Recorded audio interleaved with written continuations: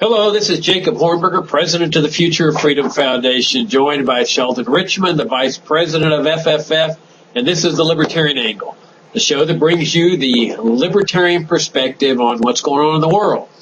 Sheldon, I thought we'd hit a few issues this week, kind of change the pace a little bit, and start out with what the feds did to that Indian diplomat who apparently hired an employee at less than the minimum wage, and in order to get her into the country, she signed some false documents with the feds, and so they end up putting her in jail. They incarcerate her.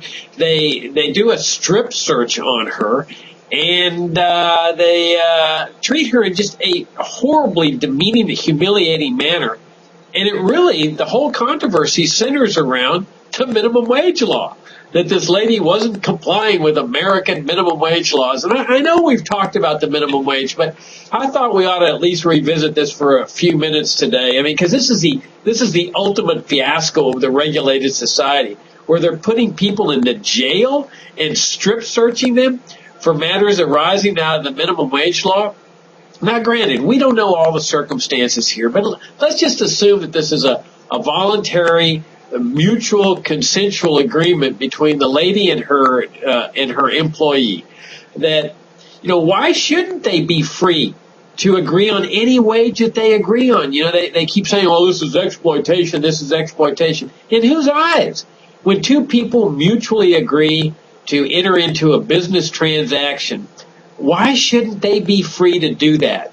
Because as we've all often said, you were dealing with subjective value here, that every time somebody enters into an exchange, both sides benefit because they're giving up something they value less for something they value more. That's my take on this thing, that this is the ultimate perversion of the regulated society. Yeah, I like to separate out the issues. Obviously, the treatment of this woman, strip searching, putting her in a jail cell, that's outrageous, and it seems like that's an really easy one to condemn. The second issue, the regulation of wages between these two people by the U.S. government, is also, it seems to me, a very easy one. The government should not have such laws and rules, and for all the reasons we've discussed in the past, it interferes with free exchange and free agreement between people. The third issue I'd raise, I think you alluded to it, is about India itself. I'd love to see some investigative reporter look into this closely. I mean, it's imaginable and conceivable that the woman who was brought over from India as a domestic really didn't have, in a sense, free choice. I mean, India is a heavily statist economy, corrupt, with tons of obstacles to people improving themselves economically, especially people that are regarded as lower classes, untouchable. I know that system has kind of formally gone away, but there's still attitudes like that, and it's very possible that this woman effectively had all other options closed off to her, and came over as this diplomat's domestic, merely because there were really no viable choices. Now that would not justify, of course, wage laws, minimum wage laws by the U.S. government or by the state of New York or by the city of New York. It wouldn't justify strip searching the woman and putting her in a jail cell. But it is an interesting issue that may be part of this. I mean, a lot of times what looks like a free choice isn't really a free choice because of all the state measures, usually in league with big companies that are looking for protection from competition. All the state measures that close off other people's options so that they have one or two. And sure, they quote freely choose that option. It's the best of the available options, but it may be one of only a couple of available options because the government has basically taken so many other options off the table. So that's how I would like to broaden the issue. But I certainly agree with you about the treatment of the woman and about the U.S. government having laws regulating wages. Okay, well, I mean, we'd agree that India is a state of society. I mean, I would be willing to bet that they've got a minimum wage law in India. But I mean, the same thing would apply here in the United States. We have a lot of things that foreclose opportunities, occupational licensure laws, regulations, all sorts of things, taxation that stop people from doing certain things. We still wouldn't say that people shouldn't be free to engage in a mutually beneficial transaction given all of these constraints. We would agree that all the constraints should be abolished. But even given the constraints, why shouldn't people be free to mutually agree on a wage? And, you know, there's also the question of the disparity of the two countries here. That in all probability, this diplomat is being paid in accordance with the average wage rate in India. And she's probably paying her domestic worker in accordance with how the wage rate they're paying in India. Well, she comes over here to the United States and expected to comply with American minimum wage laws, which probably is going to absorb most of what she's making in terms of the average wage rate in India. You know, how fair is that? And then there's another aspect of this, you know, the fact that she files these false documents where the state puts you in that position, you know, that if you're going to pay a lower minimum, if you disclose that, well, then you're incriminating yourself.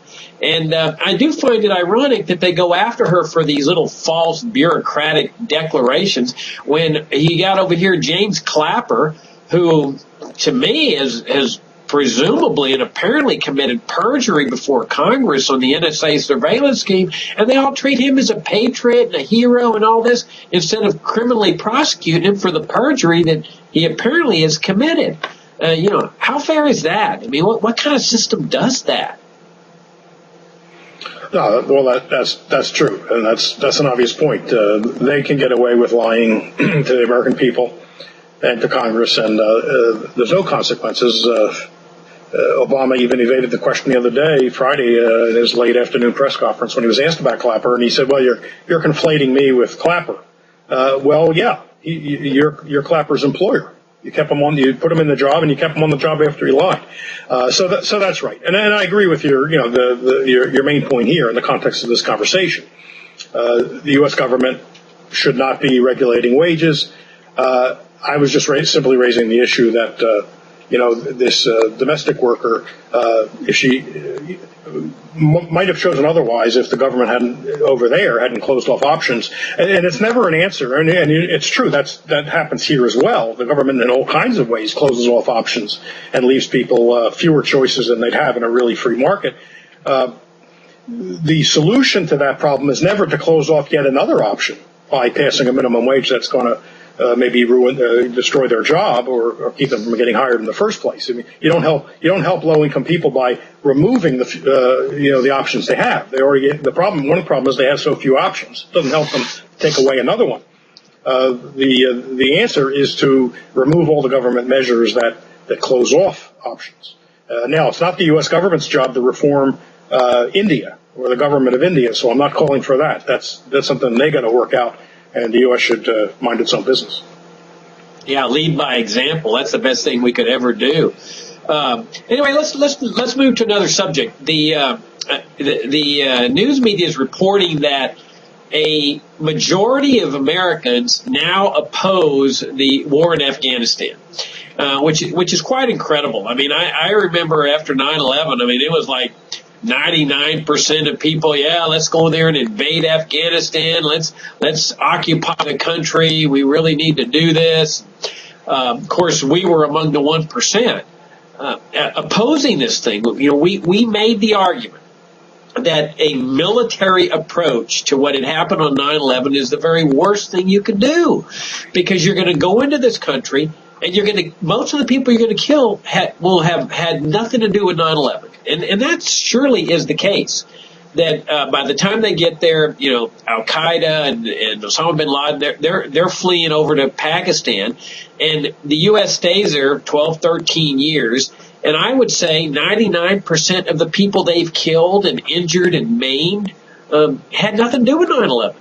And so they produced this perpetual terrorist machine, where the more people they kill, I mean, they just dropped another bomb on a wedding party. I mean, what is it about this government and wedding parties? where, they kill these innocent people, which then multiplies the number of people that are angry and hateful toward the United States. 10 more terrorist recruits for every person they kill over there. And so you've got this perpetual terrorist-producing machine. While the other alternative would have been to use a criminal justice system, which is what we did with Randy Youssef, who, bombed the World Trade Center in 1993, in principle no different from what happened on 9/11. They waited him out. They discovered that he was in Pakistan. They go in there, they pick him up, they bring him back for trial. They don't bomb wedding parties or don't kill a bunch of innocent people. And Youssef is now sitting in it with a life term in a federal penitentiary. So I think it's good that Americans are finally saying, enough's enough. Time to bring the troops home. Although, a lot of them still want to keep a contingent of troops over there. But the fact that a majority now opposes thing, I think is a hopeful sign, Sheldon, especially coming on the heels of the opposition to a war against Syria. Yeah, I'm not surprised that after a dozen years, people think the war's a bad idea. When they go into it, they never think it's going to last for a decade or more. They assume that it's going to be something quick, so it's gung-ho, and of course it was after 9/11, and most people are totally ignorant of, the history of U.S. relations with other countries or other people, so they just assume 9/11 was out of the blue, was an unprovoked attack, and therefore, let's go get them, and their assumption is it's going to be quick. It's going to be fairly easy and fairly quick. And so it goes on, and people are still dying. I don't care so much about Afghans dying, unfortunately, but the other day, six Americans were killed when a helicopter crashed. So, they don't. Now they think, okay, this hasn't worked out the way we thought. That's a bad idea. And I agree with you. The same sort of feeling is what led them to tell Congress, don't get involved in Syria. The question is, if all these wars end and a few years goes by and a president wants to get in a new war, will the Americans have forgotten what they now understand? That's my fear. In other words, there'll be a syndrome, the so-called syndrome, like Vietnam syndrome, for a brief time, but that can be quickly forgotten if the right circumstances can be whipped up, right? Some new threat, some hobgoblin that needs to be countered, and Americans may be gung-ho for war again. That's my concern. I'm not too surprised what they're saying now. Question is, what will they do next? And in this connection, there's a bill floating around Congress right at this moment that says, bipartisan in the Senate, that says if not only imposes new sanctions on Iran while talks are going on, that seems a little bizarre. Talks are going on and making some progress, yet there's a bill to impose new sanctions. But there's a provision in that bill that says if Israel attacks Iran, that the U.S. is in it, that the U.S. will give full support to Israel. In other words, as somebody put it, an Iran expert put it, the Senate is contracting out this authority to go to war to another country. I mean, I don't know if that's ever happened before. So will Americans stand up and say no to that? Let's see. Hope so. Yeah, I agree with you. There's room for optimism here and hope. The fact that Americans are turning against this thing, but it may be just on practical grounds. They're sick of American soldiers really dying for nothing. I mean, really, what are they dying for? These six guys, and who's going to be the last one that dies there? What will he be dying for? What's the point? How do you explain it to a family that's just lost their father or their brother or their, a son or daughter or something, saying, well, your son died for freedom. And of course, that's what they're going to tell them. That's what they always tell them. They'll bring the American flag and put it on the casket, and they'll say, thank you for your service. Your son died for freedom. But it's all a crock. It's just like Vietnam over again. They're dying for nothing. Absolutely nothing. It has nothing to do with defending America, defending our rights and freedoms, like they say. That's the rationalization that they have to do.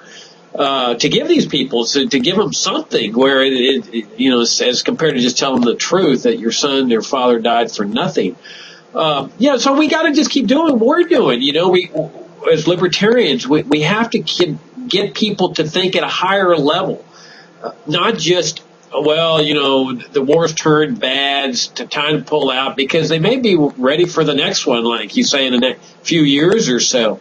And it's really a philosophical question. What should be the role of government in a free society? Should the government be involved in a foreign escapades like this? And I think that's where our job comes in, is to cause Americans to raise their vision against this whole interventionist philosophy, against the whole idea of having this military empire, this giant military industrial complex, CIA, NSA spying on the whole world. That's, when people start beginning to question that national security state apparatus, then all of a sudden there's going to be real room for optimism, because people are finally going to say, bring them all home. Don't enter into these agreements that commit American men to die for Israel, or to die for Korea, or to die for Vietnam, or, where people are free to go overseas and fight in the wars they want to fight on a private basis, but keep the government out of it.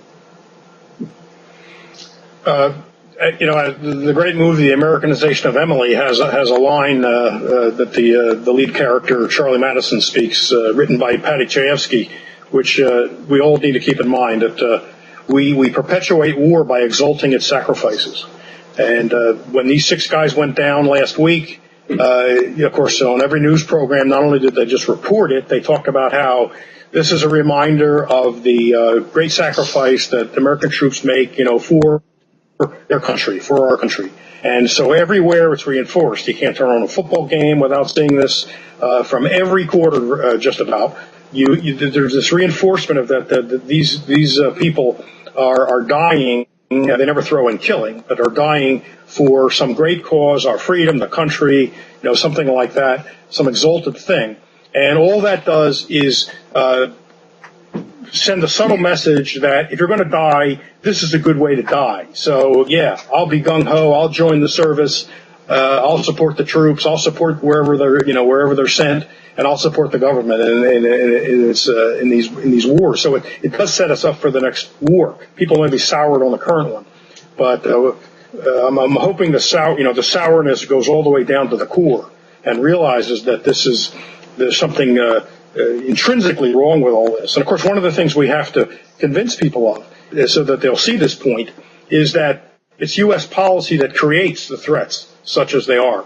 Because as long as people believe there are people who, sort of just out of malice want to kill Americans or threaten Americans, they're going to have some sympathy for U.S. policy by shrugging their shoulders and saying, look, it's a dangerous world. We all hear people say that. It's a dangerous world. I mean, I like this, but it's a dangerous world. The government needs to keep us safe. So we need to debunk the idea that these are just sort of unprovoked, malicious, sadistic people out there who for no reason at all, or some very vague reason, like we're too free, want to harm Americans or fly planes into buildings. We have to point out that American policies, and you've said this, many, many times, countless times, it's American policy that creates these threats.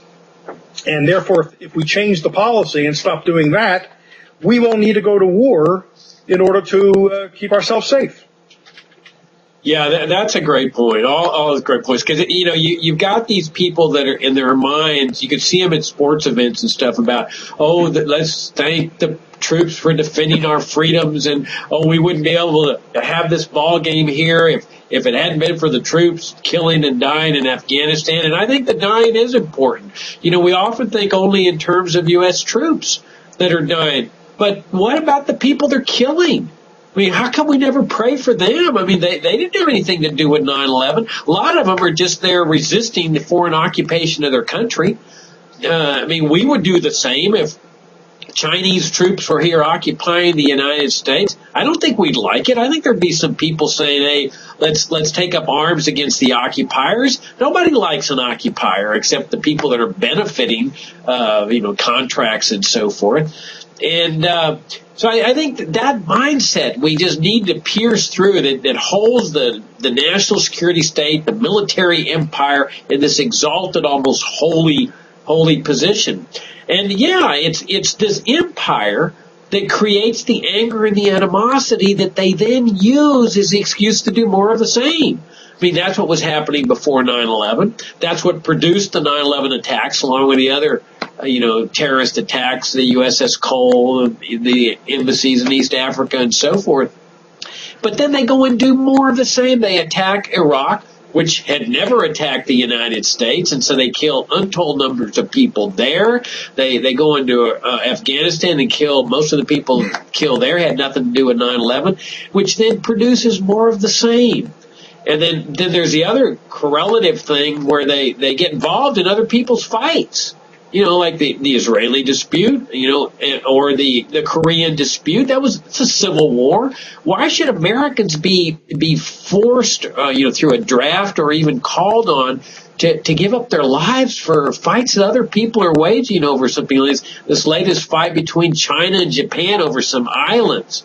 Well, if Japan gets into a war with China, our treaty obligations commit the U.S. to send American men and women to their deaths in a war against China because they got involved over some islands. And I think that's what we need to do, is keep questioning not only the foreign policy that stirs up these hornets' nests, but also the notion that the American government can commit American men and women to die for the sake of some foreign conflict that doesn't involve any attack on the United States. Yeah, I'd add to that I have a way that we can gauge our progress in convincing people to see things this way. There's a big discussion going on now about this budget compromise, that one of the things it does is reduce cost of living adjustments for retired veterans who have retired from the service with, from the military branches with injuries. And so you have a lot of people saying, why is that being cut? These are people that are, got hurt in foreign wars and now, are collecting money on the basis of their injuries. And also, and added to that, you can't watch TV without seeing commercials for things like the Wounded Warrior Project, which raises money for people who were severely injured in Afghanistan and Iraq and other places. I believe we'll have signs of progress when people watch those debates or watch those commercials and respond. Why do we tolerate letting the government produce broken people? In other words, these people are all victims of government policy. When are we going to stop this? Government is breaking people. These are the people that come back alive, but shells of their former selves. This isn't even counting the dead. When we get people outraged about that government is the source of those broken lives, and you see those pathetic commercials where a father with a young child he's basically a vegetable, and this is the way his young daughter has to see her father, and countless examples of this. When people are mad about that and direct that ire at Washington, at Congress and the presidency, then we'll know we've started to make progress on this front. Yeah, and when you combine it with the other thing, like we were talking about earlier, the minimum wage laws, when the poor people, discover that all of the stuff that's supposedly in their favor, minimum wage laws, welfare, occupational licensures and stuff, and realizes that the government's just conning them. It's a racket. That you combine all those people that are victimized by the state domestically with all the people that are victimized really in a much worse way with all this foreign wars and foreign interventionism and stuff, then all of a sudden we have the makings for real monumental major change in this country toward the principles of a free society. In the remaining time, Sheldon, I think we ought to address what's going on with this drug war, because it's kind of interesting that President Obama is issuing, in a sparse way, some pardons for drug war victims. I mean, here's another area where you got victims. I mean, you've got people. It's incredible. I was reading some articles both in the New York Times and Washington Post this weekend. I mean, they're tragic. They're horror stories where guys, and they seem to be all black, but I'm sure there's some white guys thrown in. But by and large, the drug war is a racist program. We know this. But these guys were black, and they had like one offense of trafficking in cocaine. And one guy I was reading about, got a life term without possibility of parole. And it was his first offense, no violence. And he writes this little heartfelt letter to President Obama. He's been in 20 years. And he says, would you consider adding me to the list of pardons? And Obama didn't add him to the list. Obama, pardoned a few other people that have these horrible long terms in prison.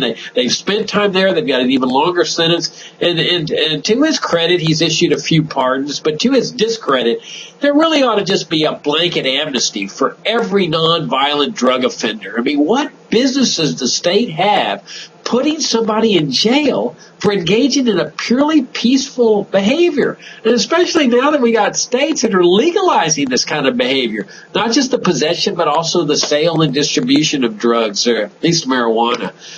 This thing's a real horror story, Sheldon.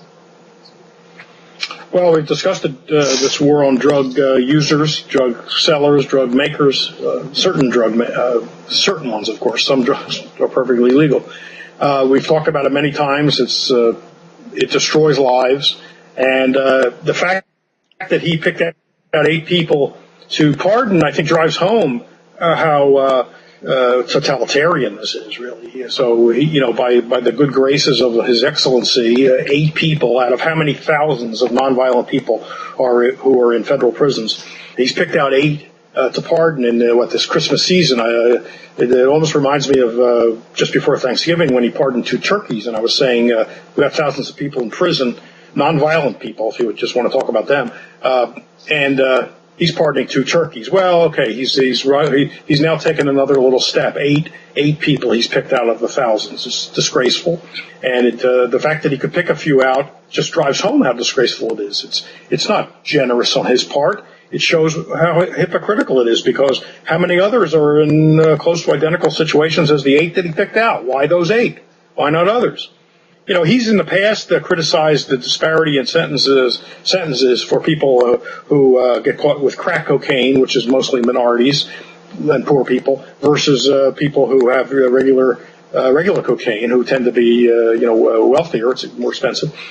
He's complained about that, but of course he didn't take the next step, that nobody should be penalized for possessing a substance that that they can use perfectly peacefully in their own homes, and with it not entailing any kind of violence or violation of other people's rights. The fact that he won't see that, doesn't want to see it, or the incentives against seeing it are so overwhelming, speaks volumes about him and the system. Oh, it's horrible. It's cruel. I mean, if Obama really was concerned about pardoning people that didn't deserve this, he'd pardon them all. I mean, why limit it to 8? It's just a show thing. It's a political thing. And when I look at how these people have been victimized, I mean, I just shudder. I mean, people that haven't seen their children in 20 years and haven't been able to live their lives for 20 years. And most of them, of course, are young, because the drug war induces them to try to make a big score, make a lot of money, and sure, it's wrong to violate the law and so forth, but you can understand how the law, tempts people. It leads people into temptation, especially with this drug war. And for what good, Sheldon? I mean, here you've got these people that got their life sentences or 20-year sentences or whatever. For what purpose? Did that deter others from going down that road? Of course not. Did it result in a victory for the drug war? Of course not. They're saying that we still need to continue waging the war on drugs. So all of these ruined lives, these people sitting in these penitentiaries for 20, 30, 40 years have accomplished nothing, absolutely nothing. Well, of course, they keep the prisons highly staffed, well-paid employees there. But it's just a great big racket, and I think that's also another thing that distinguishes us libertarians. That we're not just trying to get rid of the mandatory sentences; we're trying to get rid of the drug war itself, because we take the moral case that the state has no business punishing anyone for engaging in purely peaceful behavior, including simply the ingesting of a substance that some people say is harmful. No, the state's position is, look, if something is going to ruin your life, it's going to be the state, not the drugs. And so in order to save you from drugs, they ruin your life with prison and with harassment by the cops and the criminal justice system. That's basically the state's position. Lots of people are making money off the war on drugs, and I don't mean the illicit trade in drugs. There's a lot of money there, too. I'm talking about the legal stuff. Michael Kinsley once said the scandal in Washington is not what's illegal, it's what's illegal. I'm talking about all the money that goes to the drug rehab centers, the tax money goes to the drug rehab centers, the lawyers, the private prison industry, which wants these laws because it provides lots of customers paid for by the taxpayers. In other words, guests in their, facilities. The police are doing really well. Radley Balco documents how the militarization of police began not with the so-called war on terror, but with the war on drugs. And then federal money started pouring in, and surplus military gears and equipment started pouring into local police departments in the name of stamping out drugs, beginning back with Nixon. It is a racket, and lots of people are doing very well off it, and that's why it continues. But of course, it doesn't do the people any good who get ensnared in the system. It wrecks their lives much more than drugs would, I'm convinced, and it should just be ended. I agree. They should all be pardoned, and even though pardoning implies that they did something wrong, but whatever it takes to get them out of jail, they should be out, and the whole system should be shut down tomorrow. Today. Why wait till tomorrow? Today. Yeah, I guess we could call this show the producing or creating victims. Because that's really what the federal government has done in all its programs, domestic programs, foreign programs, producing victims, ruining lives, destroying lives. In any event, this is a couple days before Christmas. We want to wish you guys a very, very Merry Christmas, and thank you for your great support of FFF. If you haven't made an end-of-year donation to us, we'd greatly appreciate you considering doing so. Our work for the coming year depends on your support. And we got a lot of exciting things coming up in the next year. Take a look at our big conference within a conference that we're having at the International Students for Liberty Conference in February. Just go to our upcoming events page. It's going to be it's one of the best programs we have ever put together. We are really excited about this program, and we're working with the Students for Liberty and also, the projects we do, the tour that Sheldon and I did a couple months ago with the Young Americans for Liberty. So we're doing some exciting things, and we need your support. We also, work with the students over at George Mason on our Economic Liberty Lecture Series. Got a great lineup coming up there. So greatly appreciate your support. Our activities, like I say, depend on the support y'all give us. So thank you very much. This is the Libertarian Angle, and we'll see you next time.